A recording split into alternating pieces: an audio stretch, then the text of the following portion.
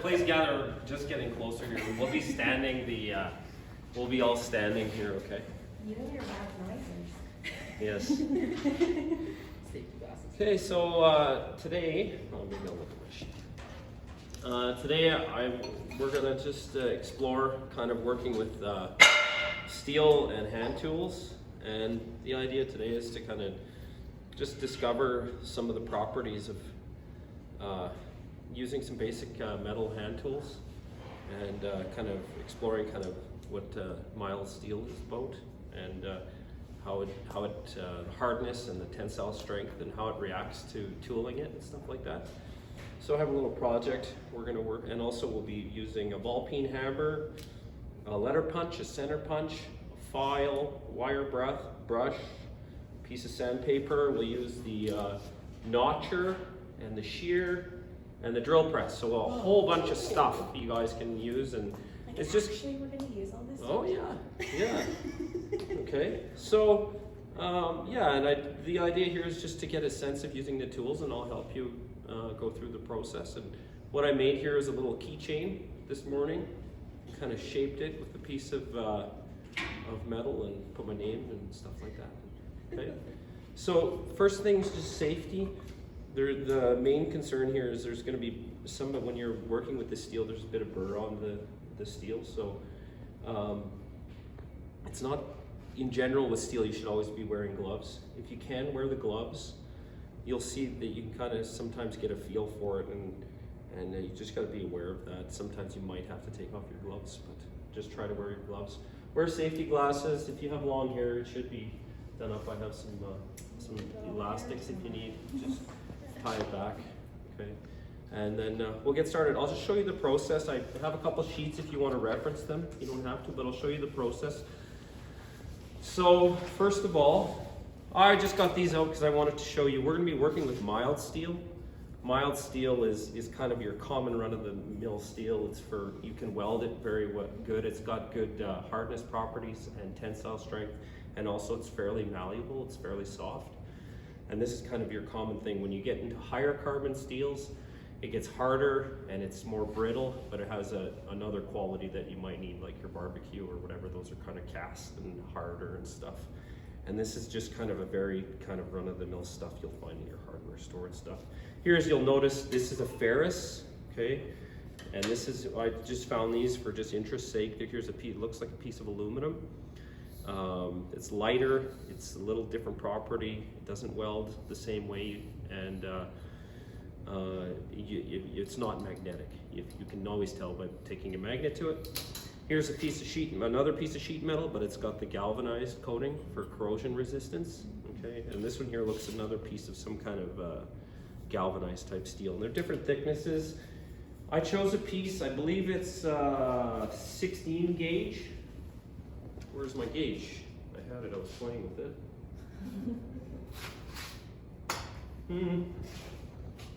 Where's the gauge? What does it look like? You see the gauge? It's a little round thing. Maybe I put it in my pocket, probably. Oh well. Like that round thing right there? No, this isn't No, it. that's it. There it is. Yeah. Oh. I hit it on something. Okay, so this is a gauge. Okay, and if you want to tell the thickness of material, you can you find the right notch in here. That's cool. Yeah, and this one here, I believe it's 16. It's close to 16. It's 18. Okay. So the higher the number, the thinner it is. The lower the number. At around 10 gauge, you're getting into you know, like 1/8, and you know, start the imperial system. Okay. So the reason why I checked was because, you know, on these machines and such, they're always rated for a certain gauge of, basically a gauge of thickness that you can cut with. So I wanted to check before. Okay, so this one here is rated for 16 gauge. Usually if it's rated for 16 gauge, it'll be across for that whole width. But that'd be one heck of a pull to get that, I think. And here, this notcher seems pretty meaty. It can handle quite a bit, I think. So we're going to use a 16 gauge, and here's the material we'll use. It's mild steel. I'll show you the process. First, what you can do is just take a Sharpie. Step one, and lay out your piece, whatever you want to do, little curves, or then the size of the keychain you want to build. I just kind of made a little design, and then next step, you'll take it to the, you can cut it to length using the shear, okay? The main thing is don't put your fingers in there, okay? And I'll just show you. You put it in there, and that's a simple, that was a pretty hard crunch. You'll notice it's got an angle like this, so you're supposed to be on the left side when you start, and it kind of is like scissors, okay? Probably the best option would be for just use this notcher or a notching machine. This is kind of the idea here is when you're bending boxes and stuff, you kind of chew out the corner and then you can do your folds and stuff. But this will work just as it's a little more robust than that. So you can kind of, okay, Oh. yeah. And I think that one there, I was probably maybe supposed to set the back gauge on there. I'm not sure. I think it's a bit dull. Yeah, oh yeah. Sometimes you set the back gauge on the thickness, but I think you can really primarily use this one. Okay, so, and then you guys can use assortment of tools. There's files. Files, the teeth on the files are this way. So when you're filing, you always push the file, lift up and push. If you go back on the file, you're just doing a great job of dulling the file, okay? Because it actually, it's like fish scales. It kind of turns it back. And then you can do your shaping. Once you take, then you can take letter punch. And that's why I have the anvil help. This is an anvil. And when you're doing this, you know, place your, I was actually made lines because it'll be easy to get out of alignment if you want to have a certain lineup.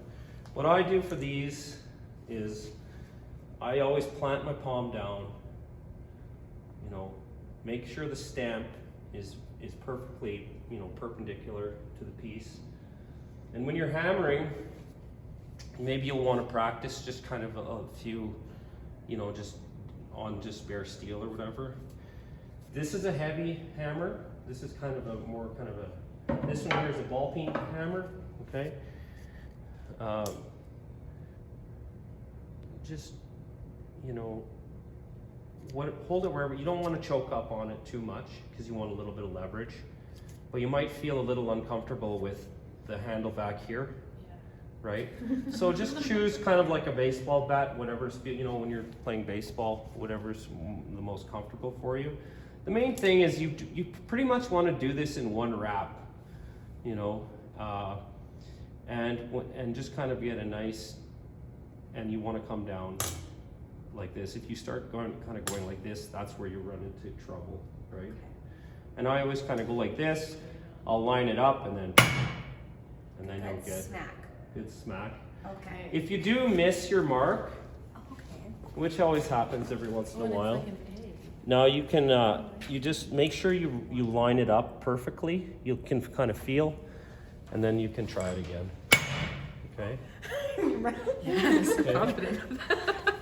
Okay. Very cool. And maybe you'll want to try just kind of getting the feel for it before, but you do have to commit, right? You kind of got to commit to it, but it's forgiving. This is pretty soft. Okay. So then the next step will be now you can use the files and such to carve out with what you want to do. There's burr in there. You can use the files to flatten it out. And then at the end, you can take like some emery paper and kind of polish it off. And I'll just help you through the process if you need. And then maybe, hopefully, there's a little bit of work to do, and I'll just help you guys through the stations. And I'm excited. yeah. Very Yeah. cool. Good. So I think that's it, and we can just get started. And